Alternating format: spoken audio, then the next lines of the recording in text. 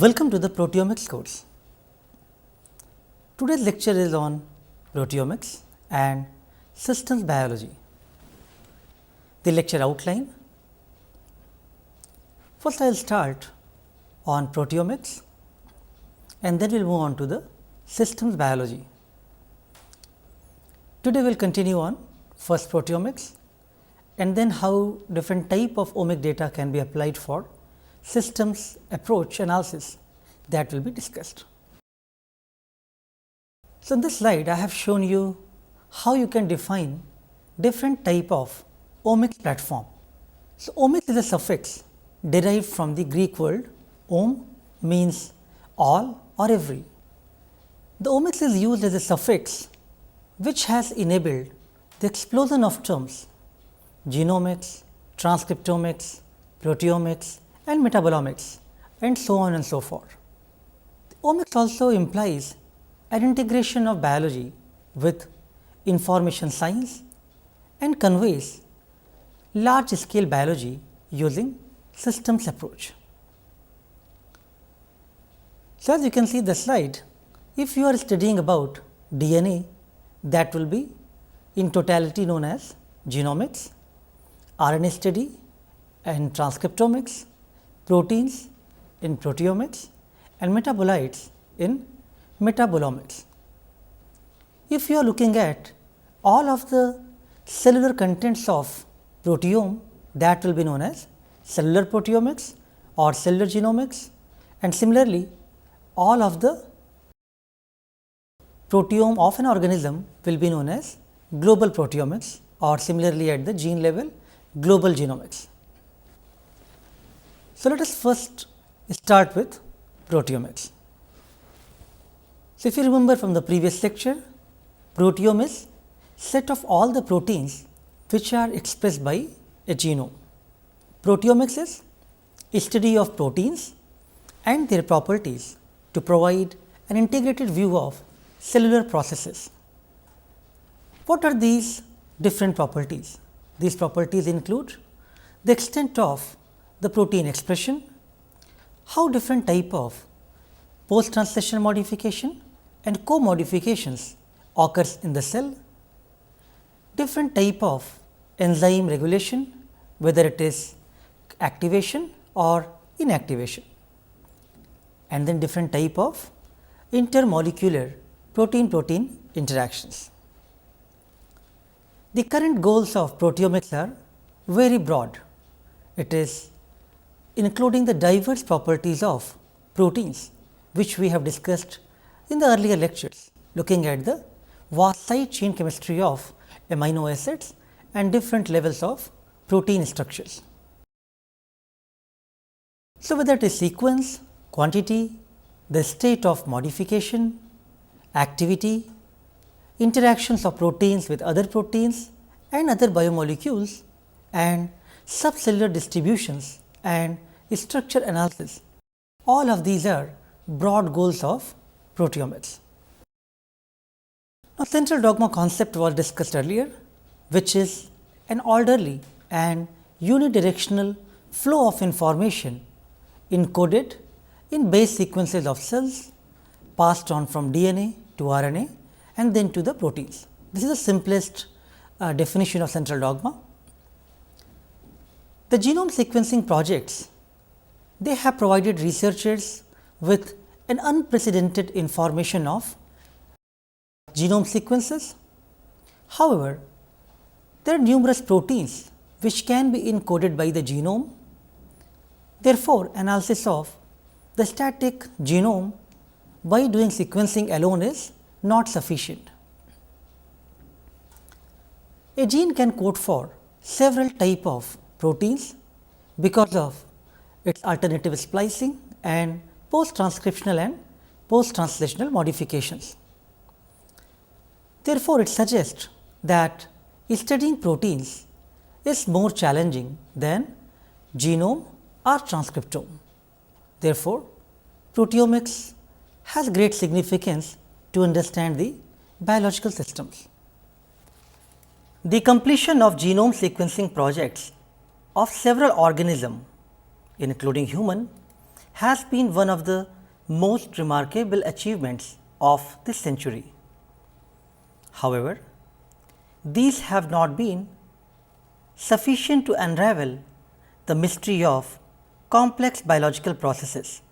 The similar gene numbers of many diverse group of organisms has failed to explain their varying biological complexity. A more meaningful understanding of biological function can be obtained through the characterization of products of gene expression, the protein, which serve as ultimate effector molecule of biological systems. The proteomics refer to the study of entire protein complement expressed by an organism at any given time. While the genome of an organism is mostly static, the proteome is dynamic and it changes with environment and time, thereby elevating its complexity level. The gene regulation is regulated by several post-transcriptional and post-translational modifications, due to which the number of proteins expressed in a cell is much greater than its genomic counterpart. The proteomics aims to decipher the structure and function of all proteins in a given cell under specific conditions and to obtain a global view of cellular processes at the protein level. Study at the DNA level known as genomics, RNA level transcriptomics and protein level proteomics. Analysis of the proteome involves protein extraction, separation, identification and finally, characterization of various proteins. The various proteomic techniques which are currently employed in different applications.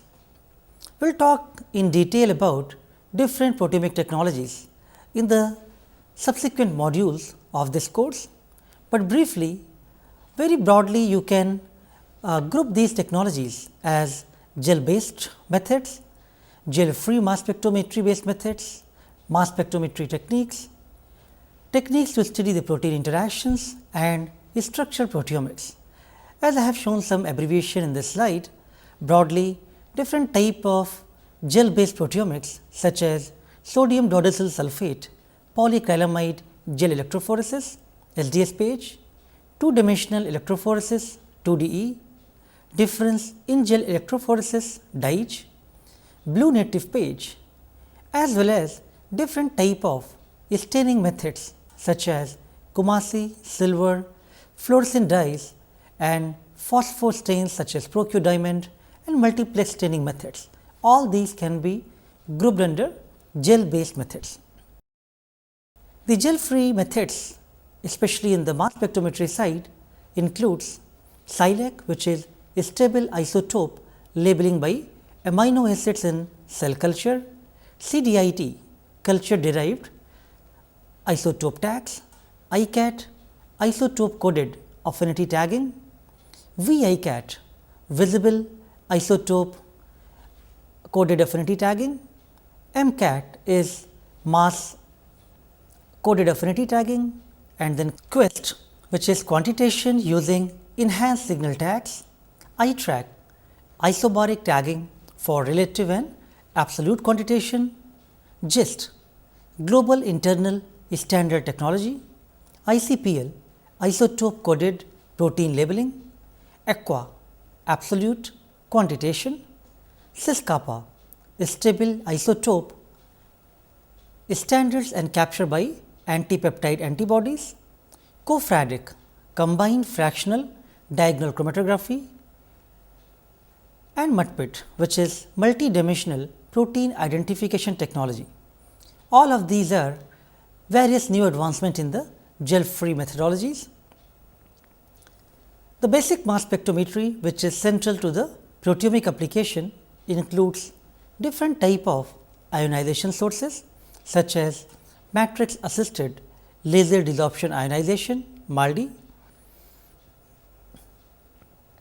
electrospray ionization (ESI), and different type of mass analyzers such as quadrupole, time of flight, ion trap, and Fourier transform mass spectrometry. Then different type of tandem MS based systems are also used.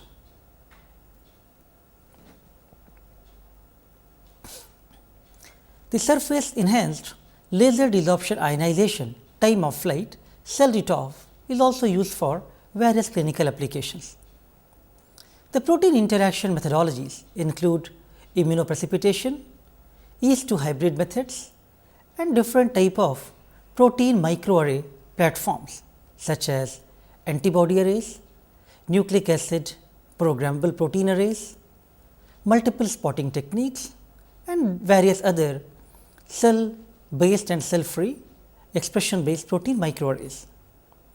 The detection can be either based on the labeled methods using fluorescence, chemiluminescence or radioactivity, or it could be different type of label free methods such as surface plasmon resonance, interferometry based methods, or different type of conductance based methods employing nanotubes and nanowires.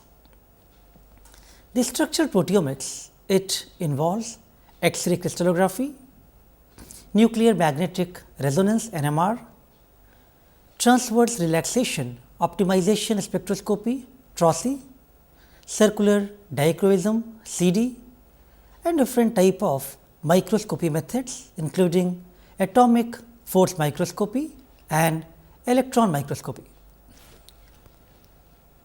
So, as we have seen, there are large number of proteomic technologies which are currently available for various applications. Many times, to address one biological question, different type of methodologies come together and then provide solutions to that problem. For example, looking at some clinical sample for identification of biomarkers of a disease, one can employ the samples such as tissue or blood or different type of body fluids, and then either directly extract the protein and subject to the mass spectrometry, or first resolve on two dimensional electrophoresis followed by identification on mass spectrometry, or take these samples directly apply on the microarray based platforms and then detect using label based or label free methodologies. Eventually, these type of results will enhance knowledge for the monitoring the therapy response as well as identification of early disease diagnosis. This is just one example. Similarly, multiple type of proteomic technologies can be used for different applications. There are several proteomic techniques which are employed for studying these proteins, such as two-dimensional gel electrophoresis, mass spectrometry, protein microarrays, as well as some label-free detection techniques such as surface plasmon resonance (SPR). After discussing proteomics, now let us talk about systems biology. So, what is systems biology? Is that an historic knowledge, a method to understand biological systems, or a tool to solve the practical problems? Systems biology is the examination of a biological entity as an integrated system rather than the study of its individual characteristic reactions and components, which is termed as systems biology. A study of all the mechanisms underlying the complex biological processes in the form of integrated system of many interacting components is studied under systems biology. The systems level understanding of biological networks require information from different levels, As you can see, from DNA to RNA to proteins forming systems, and then that information can be applied to understand a complex system for different organisms. The biological information is represented by the networks of interacting elements and dynamic responses to the perturbations. These networks provide insights which cannot be analyzed from the isolated components of the system. The common elements of the systems biology include networks, modeling, computation and dynamic properties. The different type of biological networks such as protein-protein interaction networks, gene regulatory networks, protein and DNA interaction networks, protein lipid, protein other biomolecules network and metabolic networks. The various ingredients of systems biology. For example, if you are studying about a cell and the system's behavior, one need to look at the genome, its transcriptome profile, proteome profile, how protein, DNA and different type of transcriptional networks are altered, protein-protein signaling networks, multimeric complexes, how they are formed, how protein is localized in the intracellular dynamics and metabolic networks. So, all of these are ingredients of studying about a system. Now, systems biology study can be done at different levels. For example, to study the complex physiology of human, one can look at individual systems such as respiratory systems, nervous system or other physiological systems. Studies can be done at the intercellular or intracellular level and finally, at the molecular level involving genomics, transcriptomics and proteomics. So, why there is need for systems biology? The study of biology at the system and subsystem level for understanding the biological processes and network is very much required. As you can see, to understand even simplest system of a cell, how it is regulated with its extracellular space, the cytoplasm and different other components.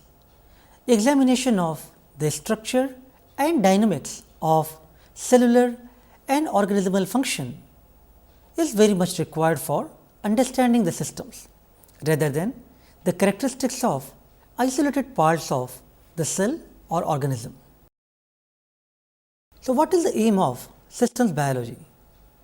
To understand the biology in holistic approach rather than the reductionist approach. The systems biology aims to quantitate the qualitative biological data and provide some level of predictions by applying different type of computational modeling. The systems biology approach involves first of all collection of large experimental data sets and then mathematical models to provide insight of some significant aspects of the data sets. A simple systems biology approach would involve experiments by adding new data sets which will be used for model constructions and model analysis, and the biological insight derived from these models can be used to propose new hypotheses. So, the properties of a systems are probably more than just the sum of all its individual properties or its components. Therefore, it is possible that system may have its own property by applying all the components.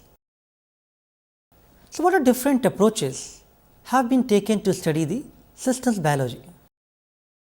The distinct approaches of systems biology include the model based and data based methods.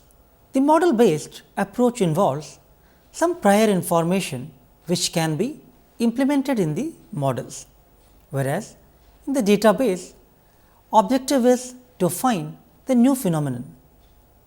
The model based relies on computational modeling and simulation tools, whereas the database method relies on the omics datasets. So, in model based systems biology approach, it is difficult to build the detailed kinetic models, but in database system, the complex relationship among the various type of omics information and metabolic pathways and networks can be created. Studying systems component is very challenging.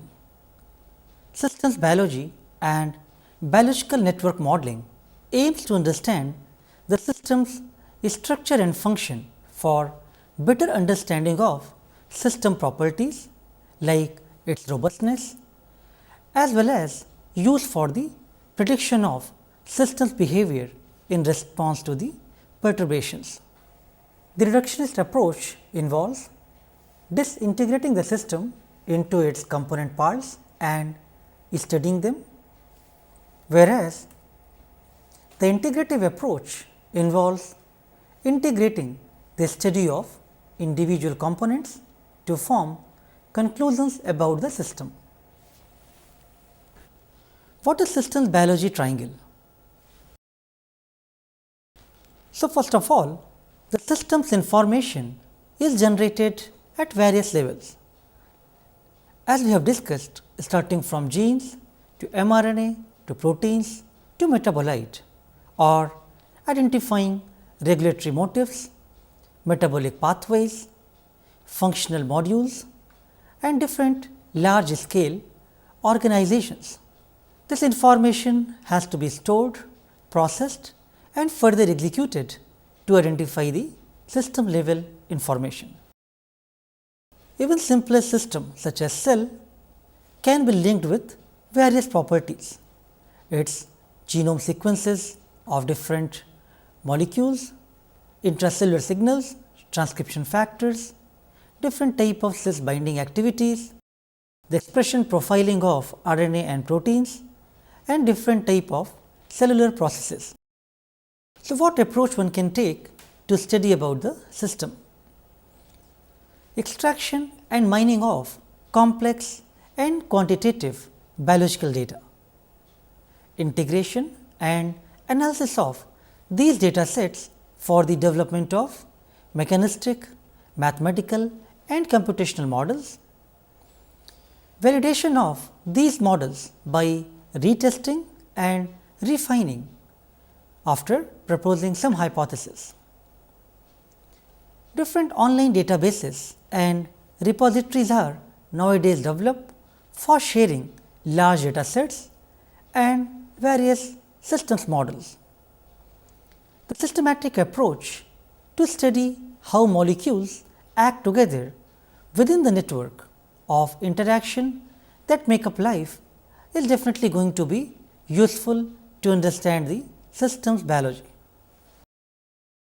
The systems biology triangle, as you can see here, involves the experimental data set could be derived from different type of omics platforms, technologies, how the computational analysis can be performed, different type of bioinformatics softwares and tools, and then computational modelings by obtaining some theoretical concepts. The synergistic application of the experiment, theory and technology with modeling to enhance the understanding of biological processes as a whole system rather than the isolated part is termed as systems biology triangle. So, in the systems biology triangle, the wet lab experiments or bioinformatics based data analysis can be used to propose a model. The model building as an aid to understand the complex system and some hypothesis can be generated, which could be used further to propose more quantitative models or predictive models, and also it can be used for independent techniques for the model validation. So, what is system study? First of all, the difference between systems study and the component study one need to understand, and this is what we have tried to emphasize in the previous slides. After generating the data set and creating the systems biology triangle, then this information can be used for understanding the systems in the more complex and mechanistic level. Systems study and model building. The system science includes synthesis, modeling concepts, analysis. Life sciences discipline provides quantitative measurements, genetic modifications, and deriving some hypotheses. The information sciences enables the visualization, the modeling tools, and different databases. So, this model building as an aid to understand the complex system is very useful for systems level investigation. System is an entity which maintains its existence through a mutual interaction of its constituent parts.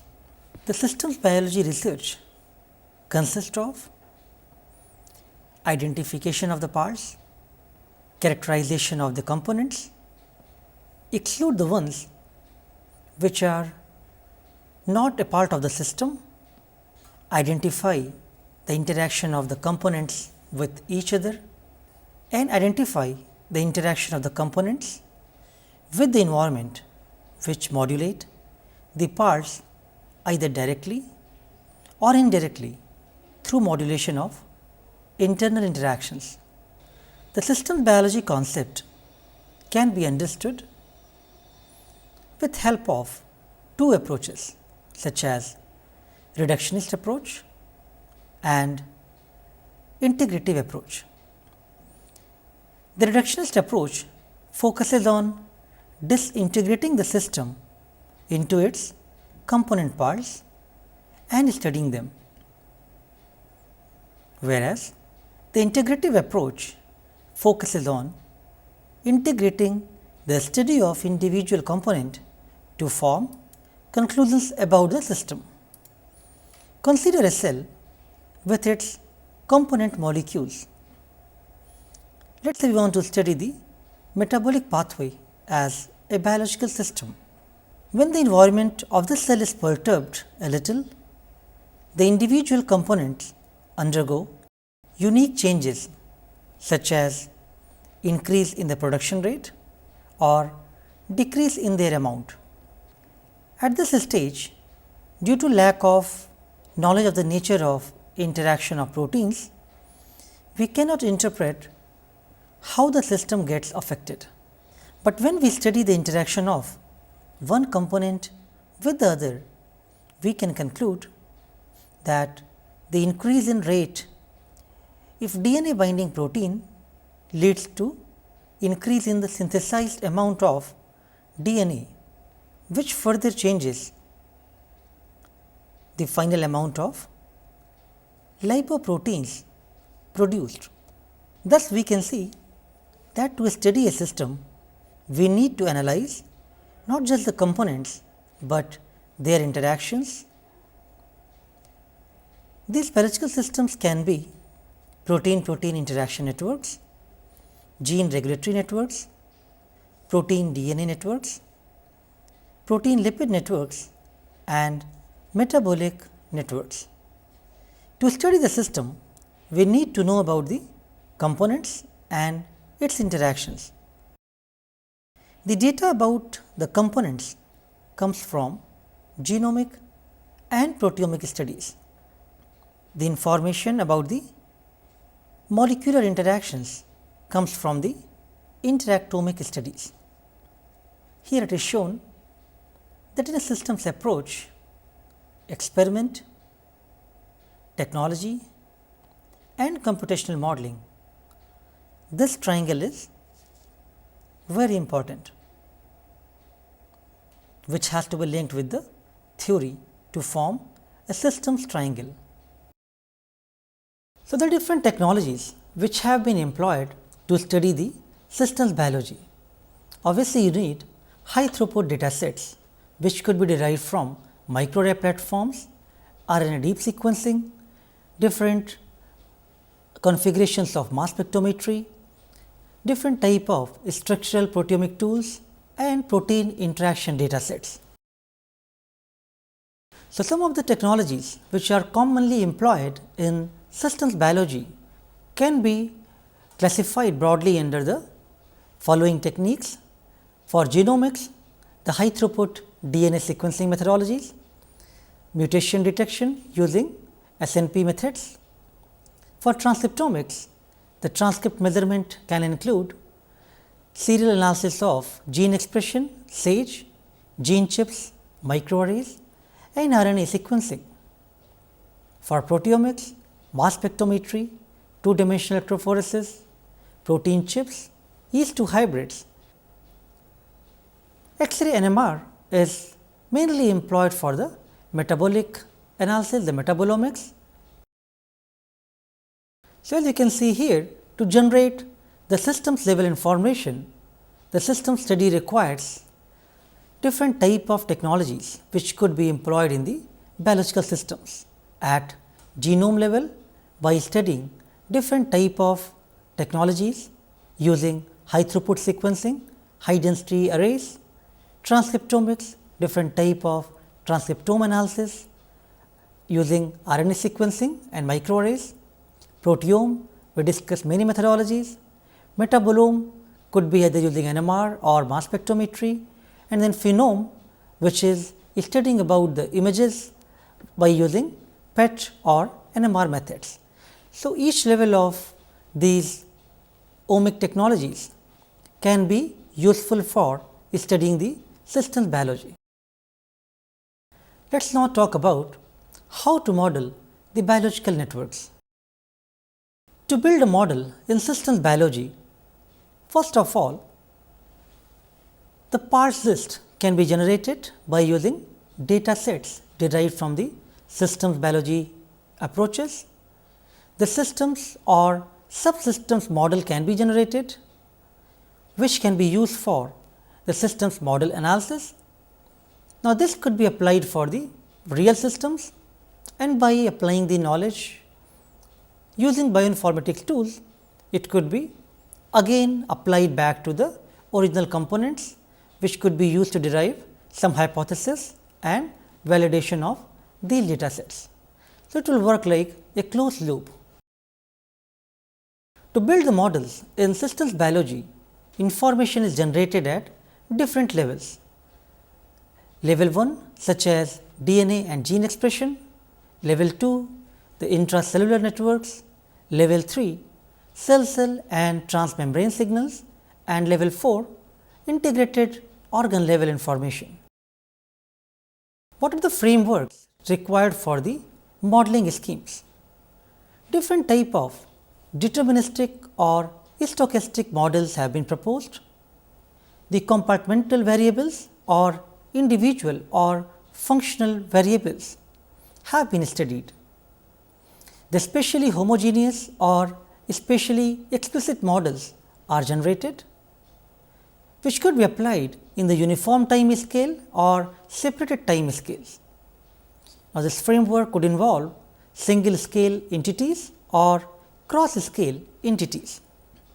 As you can see here, this framework requires different level of information in very complex manner, whether it is curation of the databases, how to align these information using bioinformatic tools to generate the predictive models, which could be also developed by using the literature curated data sets or experimental data sets, and finally, it could be used to study the systems level properties. Let us discuss the workflow of mathematical modeling. A paradigm can be proposed based on modify, model, measure and mine. So, in systematic experiments, different type of molecular genetics, chemical genetics and cell engineering approaches can be used for modifying, and different level of measurements by applying microarrays, spectroscopy imaging and microfluidics based approaches from proteomics and genomics can be used further for mining, which involves bioinformatics, databases and data semantics. Now, these data sets could be used to derive the models, which could be reaction, mechanistic, statistical or stochastic models. So, starting from systematic experiments to reaching and deriving the quantitative models, this workflow can be applied. The modeling of probabilistic processes involves, let us say you want to study a biological system. So, some experiments has to be performed, the experimental data sets will be generated, from which some statistics can be applied, which can be used for the comparison. Now, different type of models can be generated by using simulations and simulation data sets, which can be used for intermediate statistics, and by comparing these two type of information and adjusting the parameters, one can study the systems and derive the probabilistic processes. So, what is ordinary differential equations and stoichiometric models? The quantitative analysis measures and aims to make models for precise kinetic parameters of a system's network component. It also uses the properties of network connectivity. The ODE is a mathematical relation that can be used for modeling the biological systems. The quantitative models mostly use ordinary differential equations or ODE to link the reactants and products concentration through the reaction rate constants. To develop the computationally efficient and reliable models of the underlying gene regulatory networks, these ODE models can be used. The stoichiometric model, it is modeling a biological network based on stoichiometric coefficients, reaction rates and metabolite concentrations.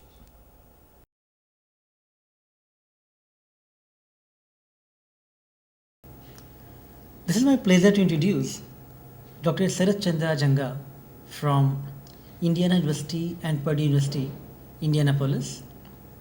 He is in School of Informatics and School of Medicine. So, as we have been discussing about need for studying proteomics and system biology, there is a lot of information available at the transcription and translation level, and often there is not good correlation between RNA level and the protein level. So, today it will be interesting to talk about systems approaches for studying biological networks from post-transcriptional control towards the drug discovery. So, I have invited Professor Sarath for having a discussion and a short talk on this topic.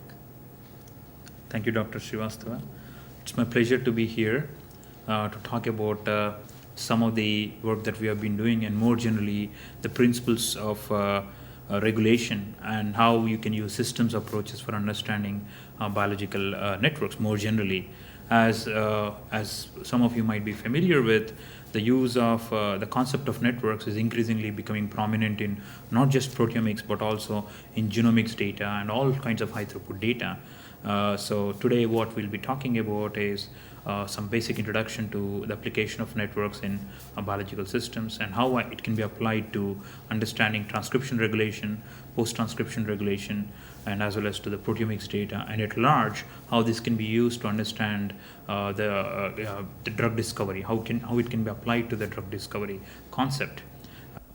According to the central dogma of molecular biology, DNA gives rise to RNA through the process of transcription, and this process is facilitated by the binding of the RNA polymerase as well as a number of other transcription factors which bind to the upstream regions of the DNA, as you can see, and control the expression. And RNA can give rise to protein through the process of translation, and this happens through the process of translation with the help of the ribosomes. Now, in this process, the proteins which are produced, some of them can be classified as transcription factors which bind to the DNA, and some others are classified as RNA binding proteins which can bind to the RNA and control the expression at the post-transcription level, as opposed to at the transcription level where transcription factors bind to the DNA. Now, as an example, let us see the case of Rc transcription factor in a bacterial genome.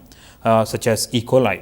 This particular transcription factor binds to the upstream regions of Rab operon, which encodes for the enzyme and the transporter responsible for the uptake of arabinose from the environment. Now, the transcription factor Rc not only binds to the upstream of Rab, but it can also bind to itself and control the expression, as you can see from the small orange boxes which are shown as a representation for the binding sites. Now, what this suggests is transcription factor can auto-regulate, bind and regulate its own expression, or it can also bind to other genes controlling their expression. There are also cases, there are many cases actually, where multiple transcription factors bind to the upstream regions. As you can see in this case, represented with the orange box as well as the blue box, blue circle, where other transcription factors bind. Now, in addition to this binding of transcription factors, as I mentioned earlier, polymerase, RNA polymerase also binds, shown with the green box, a green circle, green oval box out there, so that they can control the expression. Now, there are other examples also shown in this figure with the MEL-R regulator also doing something similar.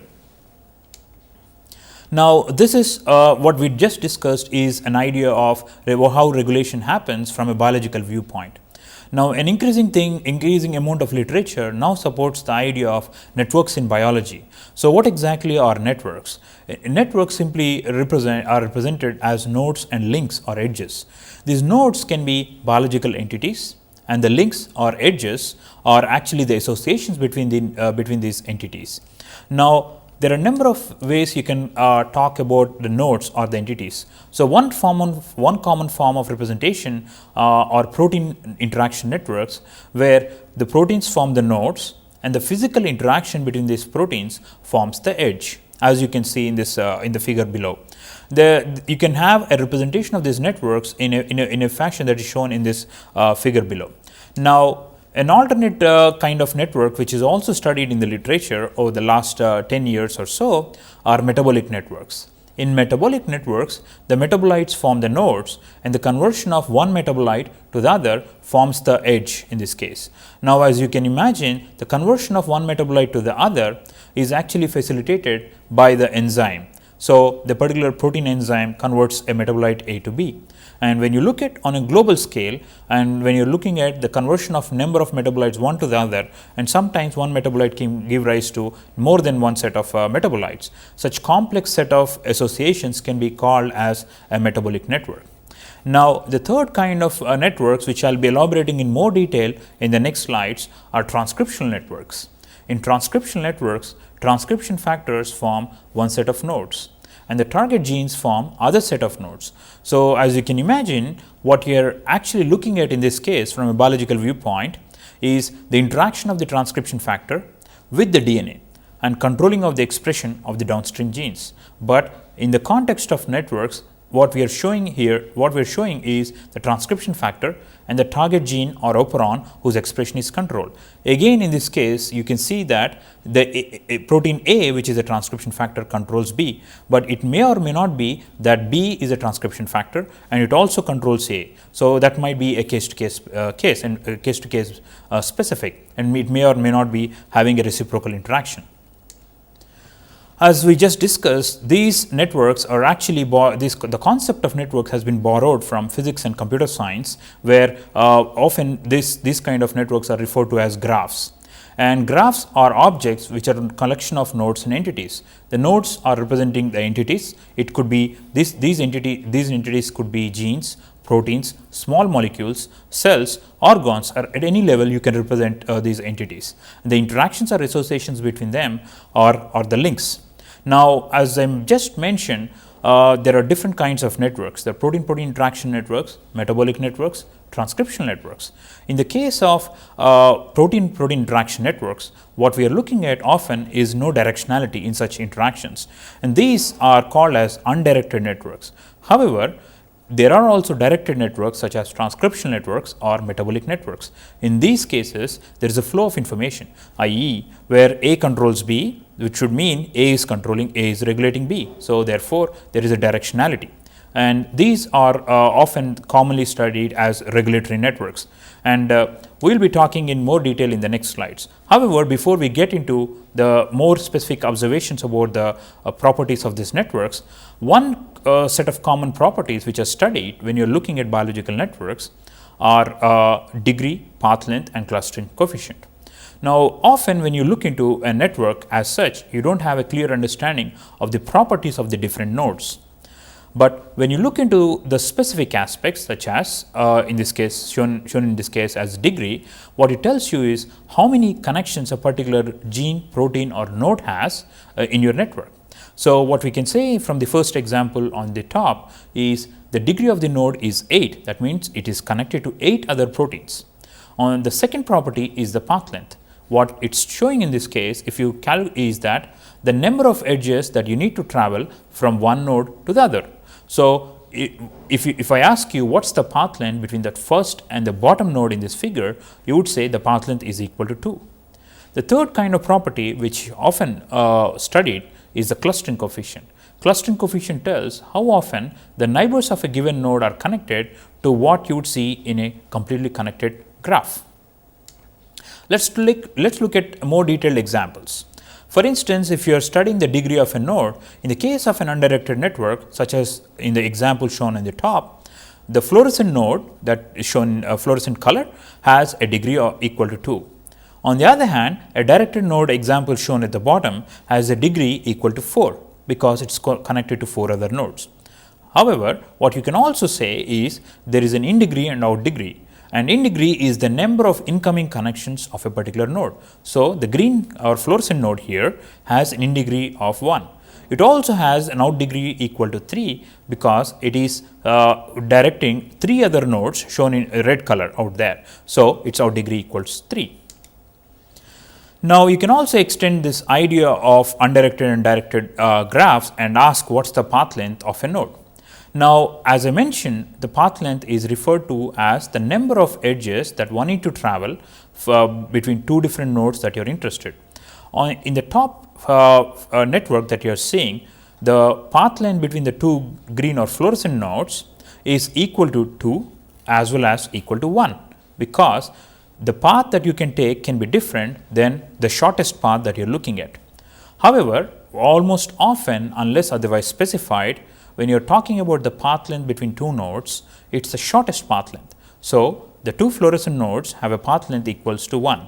However, if you are asked what are all the path lengths, you would say there it has 2 different paths, one with a path length of 1, the other with a path length of 2. In the undirected networks, your definition of path length essentially does not change. So, in the example that you see at the bottom, the path length between the 2 fluorescent nodes is equal to 2. The other property that I was referring to previously is the clustering coefficient of a node, and clustering coefficient refers to the number of connections between the neighbors of a given node of interest to what you would see in a completely connected graph. Now, let us look at an example. In this figure that you see, there is the first example, the fluorescent node, the green node, has 3 connections, 3 red dots are connected to it. However, if you ask the number of connections between the red dots, it is 0. There are 0 connections between the red dots. But if they were fully connected, you would see that they will have 3 edges between them. So, the clustering coefficient of the fluorescent node right now is 0 upon 3. Let us look at the second toy network. In the second toy network, the fluorescent node has a clustering coefficient of 2 upon 3. In the third case, the clustering coefficient of the fluorescent node is 3 upon 3, which is completely connected. So, the clustering coefficient is equal to 1. Now, more generally, a formula can be brought up, and it can be written as if there are m number of interactions between the neighbors of a node of interest, and there are n number of neighbors of a given node of interest, then it can be written as m upon n into n minus 1 by 2. So, that would be defined as the clustering coefficient of that particular node. And when average the clustering coefficient of a node on a whole network scale, it gives you an essence of modularity of the network. The higher the average clustering coefficient, the more likely is the network clustered or can be decomposed into specific modules. Another property that is of great interest in understanding biological networks is the scale-free structures. And while a lot of biological networks are documented and shown to be scale-free, transcriptional networks are also documented to be scale-free structures. So, what exactly are scale-free networks? Scale-free networks correspond to the structure of a network where there are few nodes which are highly connected. For instance, in the figure to the left, in the network figure that you see to the left, there is a big red dot, big red node which is highly connected. So, but there are not many such highly connected nodes, and there are many nodes which are very poorly connected. So, in other words, a scale-free structure refers to a network structure where there are few nodes which are highly connected and most nodes are poorly connected.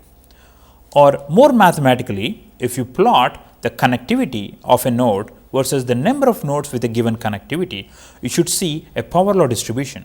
Or otherwise, if you plot the log-log plot of the connectivity versus the number of nodes with a given connectivity, you should see a negative slope of gamma as shown in this figure, where gamma lies between 2 to 3. That is when you can call the structure to be scale free and the distribution to be a power law distribution. Now, what is so special about this scale free structure? Scale free structures have been postulated to provide robustness to the biological system. Now, what exactly is robustness? So, robustness is the ability of a complex system such as a biological system, to maintain its function even when the structure of the system changes significantly. Now, let us look at an example. So, in the network figure that you see, if you randomly perturb any of these nodes, you are likely to affect a small fraction of the network. However, if you target the highly connected node, that is the central node which is highly connected, you are going to disrupt a major fraction of this network, suggesting that these highly connected nodes can be vulnerable to be the drug target. So, if you are trying to inhibit the growth of a pathogen, you are likely to target these highly connected nodes because you are more likely to be able to crumble the biological system of the pathogen. So, and this has been increasingly gaining attention as a method of targeting drugs to this kind of this class of proteins. So, as mentioned earlier, we have been talking about regulation of a single transcription factor, but in the context of networks, regulation is much more complex, and what we are referring to is a combinatorial regulation by many different transcription factors. Let us look at a specific scenario. So, the slide shown here shows a typical regulatory system in a bacterial organism. What you usually have is a set of signals which are sensed by the cell, and these signals are sensed by sensor proteins. These sensor proteins could be transcription transporters, or this could also be histidine kinases. And once these sensor proteins sense the signals from the exterior or even sometimes interior of the cell, they can cascade the information to transcription factors. The transcription factors, upon receiving these signals, can change from active to inactive or inactive to active state. And when this happens because of multiple sensor proteins, these transcription factors can change the conformation and bind to the upstream regions. And shown at the bottom is a stretch of DNA where these transcription factors can bind in a combinatorial fashion often and control the expression of the target gene or operon. As a rule of thumb, if transcription factors bind to the upstream regions, in the upstream of transcription start site shown as +1, that is where the transcription actually starts, you often are stimulating the polymerase and enhancing the expression. However, when you bind to the downstream of transcription start site, you typically repress the expression of the target gene, thereby blocking the transcription by the polymerase, shown in the oval shaped polymerase symbol in green. So, based on these principles and together with the interplay with the transcription factors and the polymerase, your transcript is produced. And once transcript is produced, You can have mRNA and protein levels regulation, which is not what we will be talking immediately now. But all these levels together contribute to provide feedback, and this is typically a system, a simple regulatory system that you encounter in bacterial organisms. But more complex systems, more complex eukaryotic gene regulation is much more complex and beyond the scope of our current discussion. As discussed in the previous slides, the basic unit of regulation is a transcription factor and a target gene whose expression is being controlled. Now, on a different scale, if you put together all the set of regulatory events between transcription factors and the target genes or operons, you construct a global transcription regulatory network. And as I mentioned earlier, this network is a scale-free structure, scale-free network. But in addition to this, it's also a hierarchical structure, wherein what we are actually referring to in a hierarchical structure is there are a set of transcription factors which are able to regulate a large number of genes, and there are a set of genes, other transcription factors which are also controlled by these global transcription factors shown at the top of this network structure. And both the top layer and the second layer, all of them together regulate the set of genes which are not essentially encoding for the protein coding, which are not essentially encoding for the transcription factors. So, in a way, there are transcription factors which are at the top of the system, there are transcription factors which are controlled by this top layer, and there are subsequent layers. And the number of layers in such a hierarchical structure depends on the complexity of the system. Now, in between the top and the bottom layer, in between the leftmost figure of the basic unit and the rightmost figure, there are set of substructures or subgraphs within the regulatory network, which we call as motifs. Motifs are the set of subgraphs which occur more often than expected by chance. And there are three kinds of regulatory motifs that are identified in regulatory networks. One is the feed-forward loop, where there are two transcription factors. The first transcription factor regulates the other two genes. The second transcription factor regulates the target gene. The second kind of motif is multiple input module, where there are two different transcription factors, both of them regulate two different target genes. The third is a single input module, where a single transcription factor regulates a set of target genes. Now, each of these set of regulatory motifs have been shown to have specific functions, and which would be beyond the scope of our current discussion. Now, although the idea of regulation of gene expression, the level of transcription has been documented for several years, and we have extensive understanding, very little is known about the regulation of gene expression beyond transcription, and it has only been recently being appreciated about the role of regulation at the post-transcription level. Now, most of this evidence for the reason why post-transcription regulation is becoming important is coming from the lack of correlation between mRNA and protein pools in model systems.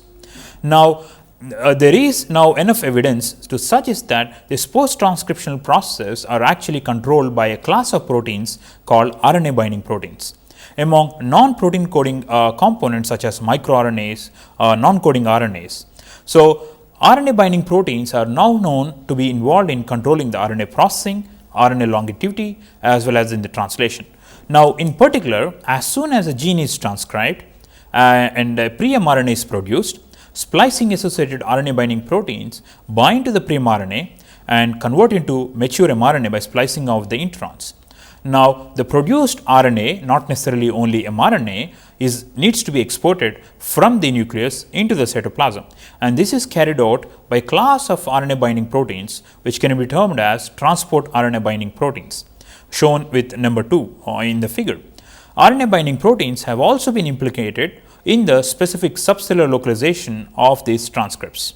RNA binding proteins are documented also in controlling the stability of the transcripts, thereby promoting or degrading the expression of these transcripts. As is expected, RNA binding proteins, a number of them are associated with the ribosomal proteins to control the regulation of expression at the translation level. Now, another aspect of regulation, understanding regulation at the post-transcription level is that number of RNA binding proteins are involved in human diseases, major class of human diseases such as cancer, muscular atrophies, and neurological disorders.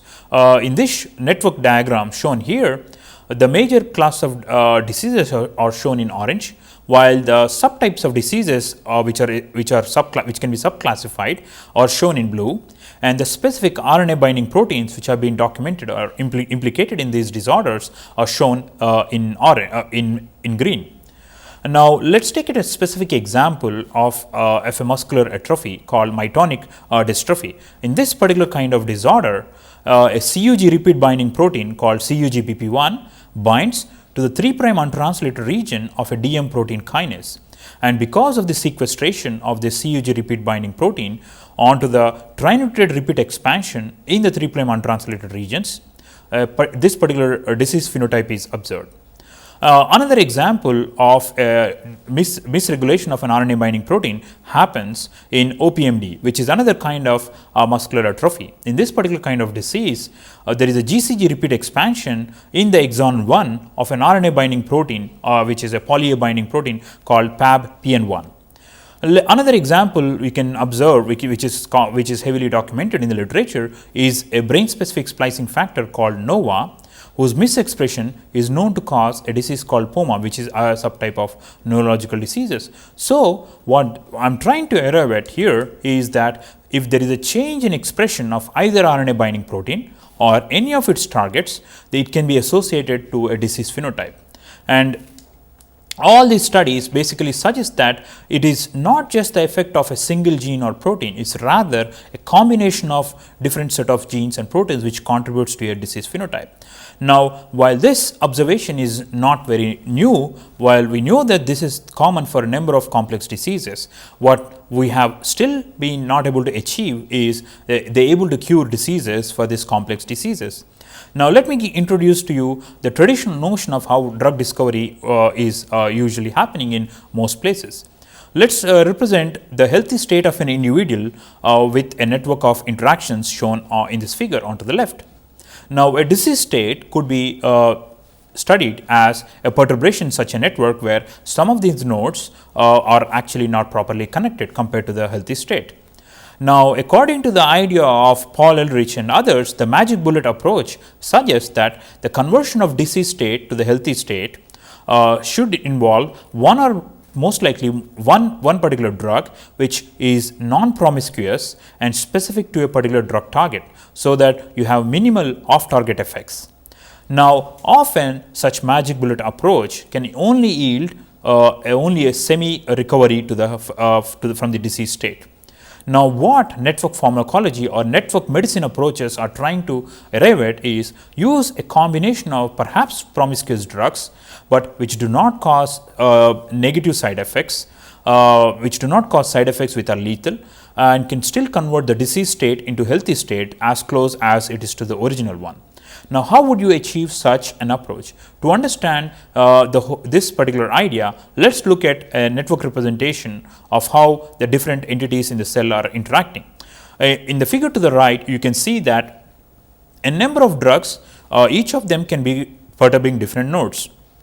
Now, all of these nodes are actually interconnected to each other because we are looking into the cellular context, and there are protein-protein interactions, there are metabolic interactions, there are also regulatory interactions. Perturbation of one cannot be seen in isolation, it has to be seen in the context of other perturbations. Now, a combination of these perturbations is going to yield a phenotype which we hope can be treating the complex disease. That is the concept behind this idea of network pharmacology. Now, how do we achieve such a bigger goal? So, usually when you have such kind of complex phenotype, you have to put together data such as knowledge on the current metabolic network in the human genome, knowledge on the transcriptional network, knowledge on the protein-protein interaction network, and knowledge on the post-transcriptional network. And together with the current knowledge of the drugs and the targets and the target pathways, one can start looking at how these perturbations can be studied in the context of specific diseases and what particular drugs can be used to identify potential new therapies for existing diseases.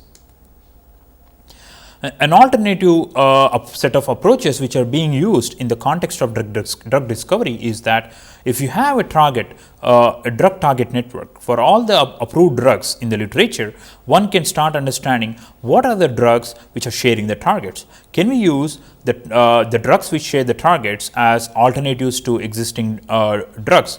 If there is a resistance acquired for a particular drug, can you complement the current drug with another drug which is having the same set of targets?